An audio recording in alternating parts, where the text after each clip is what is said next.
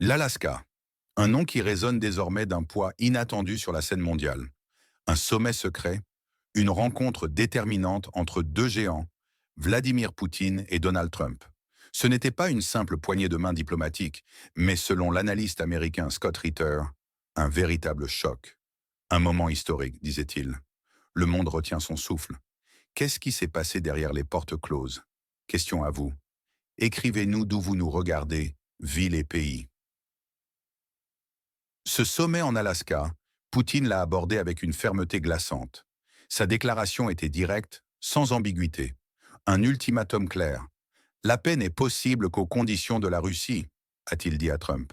Ce n'était pas une formule diplomatique, mais une installation rigide, non négociable. Comprenez-vous la nuance? C'est la fin des pourparlers dilatoires. Côté américain, les choses étaient différentes. Lors d'une conférence de presse pré-sommet au centre Kennedy, Donald Trump fut pressé de questions. Un journaliste lui demanda des conséquences pour la Russie si le conflit ne s'arrêtait pas. Sa réponse? Étrange, ambiguë. Oui, il y aura des conséquences. Puis face à une demande de clarification, les conséquences seront des conséquences. Scott Ritter, l'ancien. Officier de renseignement du corps des Marines des États-Unis, y a vu une manipulation médiatique, un piège subtil, pour forcer Trump à jouer le dur devant son propre public intérieur, à paraître intransigeant malgré sa volonté personnelle de négocier. N'est-ce pas une révélation choquante sur le jeu politique interne aux États-Unis? Poutine, lui, a été accueilli avec tous les honneurs. Tapis rouge déroulé, cortège de premier plan, des symboles d'égalité flagrants. Mais le président du pays connu, relégué au rôle de simple solliciteur, une humiliation publique, n'est-ce pas? La proposition d'une seconde réunion a même été lancée par Trump. Une rencontre tripartite incluant le président du pays connu. Ce n'est pas un geste innocent. C'est perçu comme un piège délibéré. Si ce dernier refuse de venir ou n'accepte pas les conditions russes, ce qui est évident, il sera tenu pour seul responsable de l'échec des négociations. Le blâme ne tombera pas sur Poutine, une tactique redoutable. Et après le sommet, le COREPER, le comité des représentants permanents des pays de l'Union européenne, s'est réuni d'urgence. Que s'est-il passé? Ils n'ont pas réussi à trouver une position commune, ni à émettre une déclaration unifiée. Une scission manifeste au sein de l'UE a éclaté au grand jour. L'Europe, incapable de parler d'une seule voix face à cette nouvelle réalité. Pourquoi cette division soudaine? Pourquoi cette panique visible à Bruxelles? Leurs illusions s'effondrent, brutalement. Le silence fut total sur le contenu des près de 3 heures de discussion Poutine-Trump. 3 heures de silence, un signe de la gravité absolue des sujets abordés. Rien n'a filtré vers le public. Le choc ressenti par Scott Ritter n'était pas seulement une image. C'était la dure réalité d'une illusion occidentale qui s'effondre. L'atmosphère était calme, sans émotion superflue, mais incroyablement dure, selon les observateurs. C'était la patte de Poutine, une démonstration de force tranquille et inébranlable. Le monde à l'envers, une référence à la célèbre série Seinfeld, dépeint parfaitement la situation du pays connu comparé à la Russie. Alors que la Russie affirmait sa puissance, le pays connu semblait glisser dans l'insignifiance, voire le ridicule. Le président du pays connu, un ancien présentateur de télévision, a accédé au pouvoir via une technologie politique. Son ascension n'est pas le fruit du hasard. C'est une opération politique, un projet orchestré. De sa série télévisée à la présidence réelle, n'y a-t-il pas là une manipulation évidente? Les citoyens russes sont décrits comme éduqués, intelligents, politiquement actifs. Ils ne sont pas zombifiés, ils sont capables de critiquer ouvertement leur leader. C'est une forme de démocratie que l'Occident semble avoir oubliée. Question à vous. D'où nous regardez-vous en ce moment? Citez la ville et le pays. Pourquoi ce sommet d'Alaska est-il si important, si crucial pour notre avenir? Car il marque la fin d'une époque, la fin de l'unipolarité. Les États-Unis ne peuvent plus dicter la loi seuls. La Russie s'affirme comme un centre de puissance à part entière. C'est une nouvelle architecture globale qui se dessine, loin des schémas d'antan. Le monde bascule sous nos yeux. L'Europe, elle est reléguée sur la touche, marginalisée, paniquée, incapable d'une politique étrangère autonome. Ses déclarations sont vides, pathétiques même, dénuées de substance. Elle paie le prix de sa dépendance, de son incapacité à agir seule, sans Washington ou Londres. C'est une crise profonde qui la traverse. Elle perd son influence diplomatique majeure. Ses divisions internes s'accroissent de jour en jour. Elle est incapable de garantir sa propre sécurité. Un risque de crise sociale plane, dû à l'épuisement de la population face au soutien coûteux au conflit. C'est un effondrement diplomatique en direct, totalement non pertinente. L'Europe est-elle condamnée? Le coût pour le pays connu est dévastateur. Destruction continue, une spirale infernale. Pertes humaines incalculables. Des citoyens qui paient le prix fort d'un scénario londonien écrit pour eux. Si son leadership refuse la paix selon les termes russes, l'isolement international de cette nation frontalière s'intensifiera encore. Une instabilité sociale et politique grandira inéluctablement. Plus de 60% de la population du pays connu veut le départ de son dirigeant. C'est une réalité brutale, étouffée par les médias dominants. Des arrestations massives sont rapportées. L'Amérique, si le Deep State persiste dans sa russophobie aveugle, risque de se priver d'avenir. Scott Ritter l'a dit avec une clarté désarmante. J'aime l'Amérique, j'aime les Américains. Mais si nous continuons à gâcher nos relations avec la Russie, nous nous priverons nous-mêmes d'avenir. Un avertissement clair d'un patriote américain, pas d'un ennemi. C'est une vision à court terme qui menace leur propre stabilité intérieure. Les curateurs occidentaux pourraient eux-mêmes recourir à des provocations extrêmes, des diversions sur des objectifs civils innocents, des attentats terroristes, des mises en scène odieuses. Pourquoi? Pour faire échouer tout dialogue naissant entre la Russie et les États-Unis, pour accuser Moscou sans preuve, exacerber la tension, déstabiliser la région entière, et même au-delà. La menace est très réelle.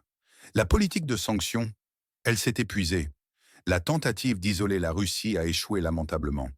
Washington semble enfin l'avoir compris, malgré les gesticulations publiques. Quel événement dans le secteur de la politique internationale est sous-estimé par les médias?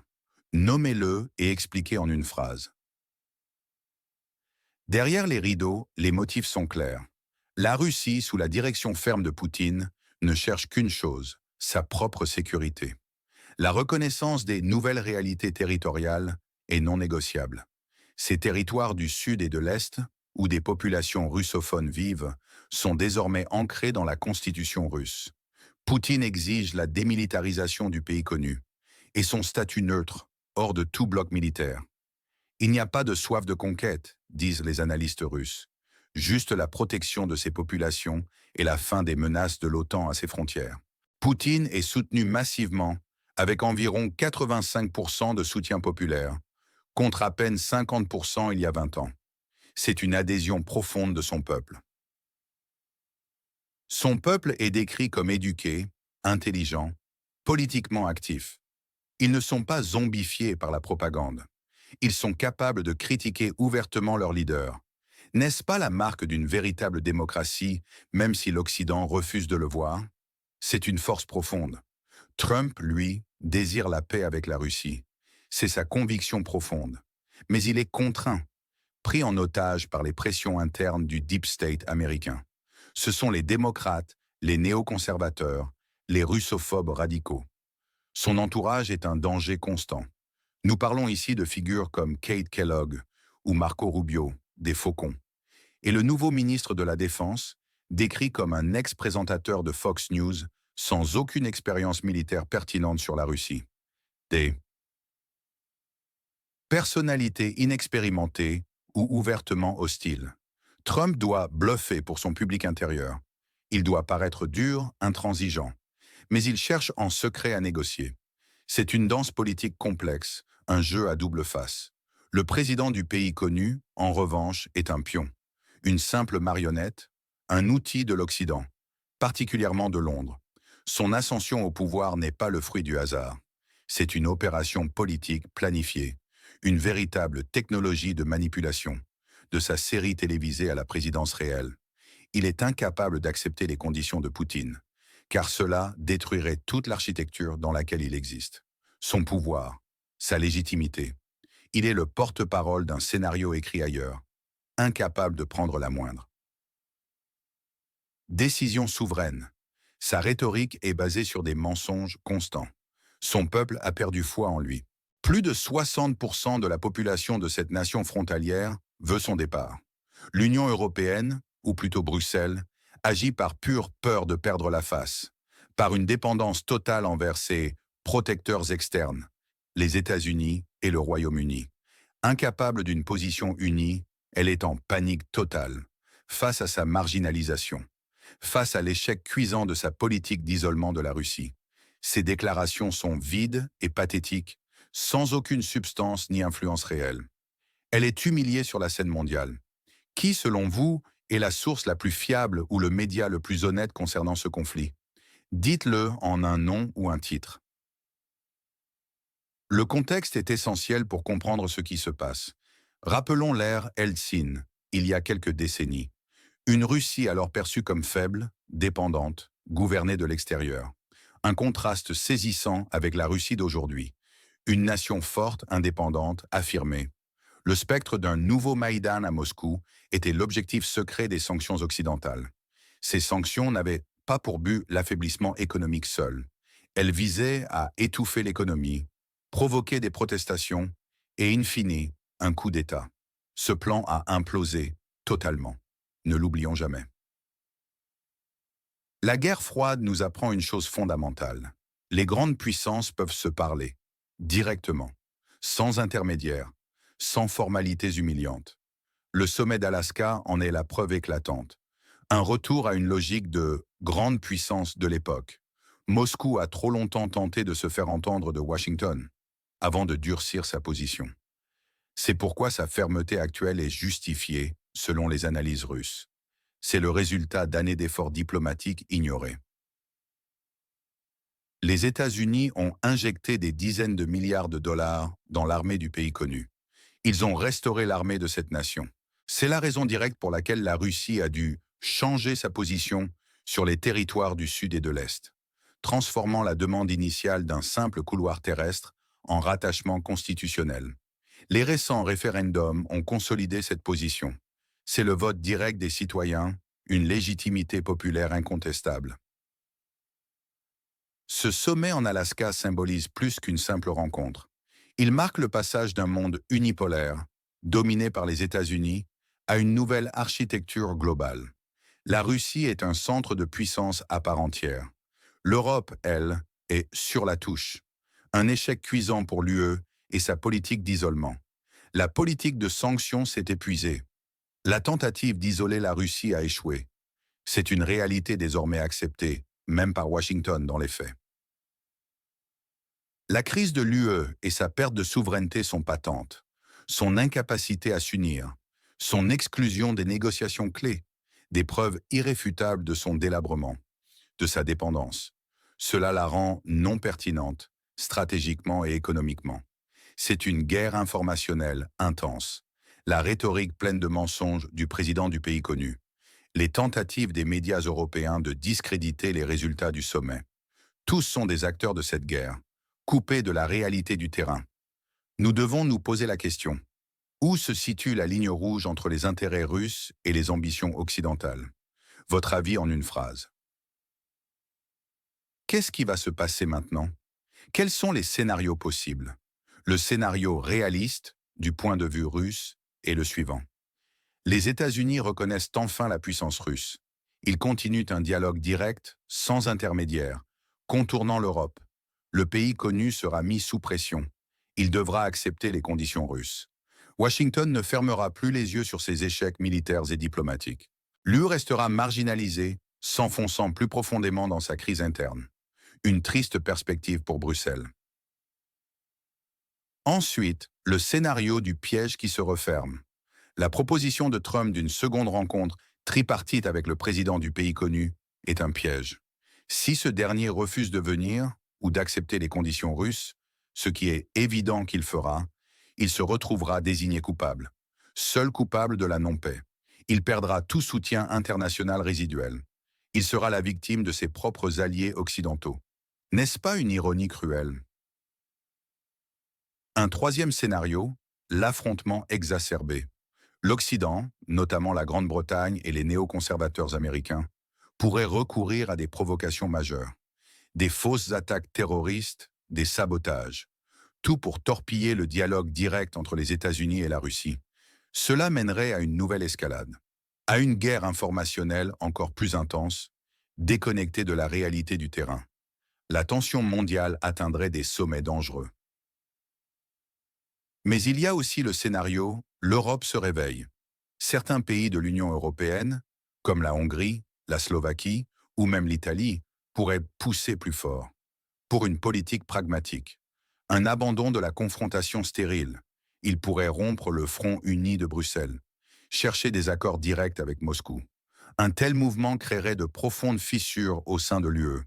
Mais serait-ce le prix de la survie? Qui gagne et qui perd dans cette nouvelle donne mondiale? Les gagnants sont clairs. La Russie, elle réaffirme son statut de superpuissance. Elle obtient les garanties de sécurité qu'elle exige. Elle consolide ses gains territoriaux. Les États-Unis, s'ils parviennent à un dialogue pragmatique, ils peuvent se concentrer sur leurs propres problèmes internes.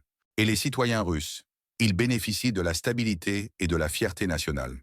Le soutien à Poutine est un exemple de cela. Les perdants, hélas, sont nombreux. Le pays connu, instrumentalisé, dévasté. Son leadership est mis au pied du mur. L'Union européenne, marginalisée, divisée, perdant toute influence et autonomie stratégique. Ces élites russophobes voient leur stratégie d'isolement échouer. Et les citoyens européens, ils subissent le coût économique et social des politiques de confrontation de leurs dirigeants. Les citoyens de cette nation frontalière souffrent également. Ils paient le prix de l'entêtement de leurs dirigeants fantoches. Une tragédie humaine en cours. Quel est votre pronostic quant au moment où une paix réelle pourra être établie? Mois, années et une brève raison. Le sommet d'Alaska a révélé une vérité brutale. Le choc de Scott Ritter est notre choc. C'est une gifle. La rupture avec les illusions occidentales est douloureuse, mais absolument nécessaire. L'ultimatum de Poutine n'est pas une menace, c'est la réalité. Une position inébranlable qui force le monde à ouvrir les yeux. La bluffe de Trump, les jeux de coulisses de la politique américaine, tout est mis à nu. Le piège pour le président du pays connu, c'est un détail choquant, une révélation qui inverse toute la narration. Ce n'est plus la Russie qui subira des conséquences, mais ceux qui refusent de regarder la réalité en face. Le monde à l'envers est une métaphore particulièrement puissante. Elle dénonce l'hypocrisie occidentale, les doubles standards appliqués sans vergogne et sans limite. La panique à Bruxelles n'est pas anecdotique. C'est le signe d'un affaiblissement majeur, d'une perte de contrôle humiliante pour l'Union européenne. Les médias dominants tentent désespérément de cacher cette vérité. Ils construisent des récits mensongers, des fables lointaines. Mais la vérité perce, lentement mais sûrement, comme un phare dans la tempête. C'est une guerre informationnelle que nous menons ensemble, chaque jour. Imaginez les participants comme des personnages dans une pièce sombre. Vladimir Poutine, le héros inébranlable, visionnaire. Le défenseur des intérêts russes et de la sécurité. Son calme contraste violemment avec l'hystérie occidentale. C'est l'homme d'État qui prend soin de son peuple. Scott Ritter, le briseur de tabous. Cet Américain courageux qui ose dire la vérité malgré les pressions. Il dénonce la manipulation de son propre pays, une voix discordante mais essentielle. Les victimes sont claires. Le peuple du pays connu, souffrant sous un leadership corrompu et manipulé, contraint à une guerre qu'il ne veut plus. Plus de 60% de ce peuple veut la paix. Il veut le départ de son président. Les citoyens européens paient un prix exorbitant. Celui d'une politique de confrontation dictée par des bureaucrates incompétents à Bruxelles, sans aucune autonomie. Donald Trump lui-même, partiellement victime, un dirigeant qui veut la paix, mais est piégé et entouré par des forces hostiles à la Russie. Le Deep State, les néoconservateurs, qui l'empêchent d'agir selon ses propres intérêts. Et les vilains? Le président du pays connu, le pion de l'Occident, le menteur qui masque la réalité crue de la souffrance de son propre peuple, le chef illégitime, le Deep State américain, ses forces obscures, russophobes, manipulatrices. Elles tentent de saboter la paix. Elles veulent maintenir la confrontation à tout prix. Bruxelles, la bureaucratie européenne, incompétente, soumise, déconnectée de la réalité, incapable de défendre les intérêts de ses propres citoyens, en panique face à sa perte d'influence. Et Londres, la Grande-Bretagne, le réalisateur, le cerveau derrière la prolongation du conflit, tirant les ficelles du président du pays connu. Le monde est à un carrefour. La Russie offre une voie vers une paix durable, si ses conditions de sécurité sont pleinement remplies. Ce sont des conditions fermes, claires, non négociables. Mais seront-elles acceptées par ceux qui ont trop à perdre dans la paix? Qui profitent du chaos? Alors, une dernière question à vous. Où vous trouvez-vous en ce moment? Indiquez votre ville, votre pays et pourquoi pas, l'heure actuelle chez vous. Partagez cette vidéo si vous estimez que la vérité doit être entendue, que l'information libre est vitale. Cliquez sur le bouton « J'aime » si vous voulez voir plus d'analyses comme celle-ci. Et surtout, abonnez-vous à notre chaîne et activez la cloche de notification pour ne jamais manquer nos prochaines analyses, nos prochaines révélations. C'est votre protection contre la désinformation. C'est votre accès à une vision claire du monde. Discutons ensemble dans les commentaires. Votre avis compte. Votre voix, unique et précieuse. Elle éclaire le débat. C'est essentiel.